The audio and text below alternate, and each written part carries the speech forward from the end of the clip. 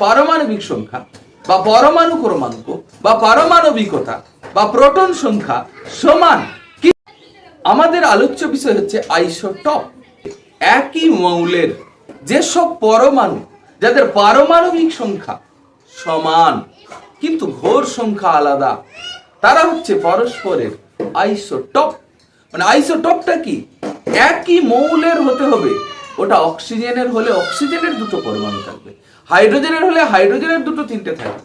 তাহলে একই মৌলের যেসব পরমাণু যাদের পারমাণবিক সংখ্যা বা পরমাণু ক্রমাঙ্ক বা পারমাণবিকতা বা প্রোটন সংখ্যা সমান কিন্তু ভর সংখ্যা আলাদা, তারা হচ্ছে পরস্পরের আইসোটপ।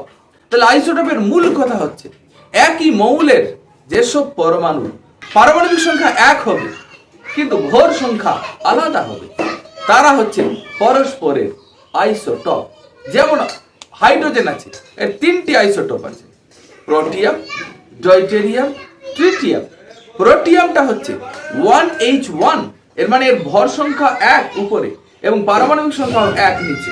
ঠিক ডয়টেরিয়াম 1H2, মানে পারমাণবিক সংখ্যা 1 ভর সংখ্যা 2। ট্রিটিয়াম যার পারমাণবিক সংখ্যা 1 কিন্তু ভর সংখ্যা 3। তাহলে 1H1, 1H2, 1H3 তিনটা, কিন্তু পর্যালোচনা করে দেখতে পাচ্ছি এদের প্রত্যেকের পারমাণবিক সংখ্যা, এই যে তিনটা দেখালাম, এদের প্রত্যেকের পারমাণবিক সংখ্যা একই আছে, মানে 1 আছে, কিন্তু এদের ভর সংখ্যা প্রত্যেকের আলাদা আছে, কারো 1, 2, 3 আছে। তাই আমরা বলতে পারবো এদের পারমাণবিক সংখ্যা সমান কিন্তু ভর সংখ্যা আলাদা, তারা হচ্ছে পরস্পরের আইসোটপ।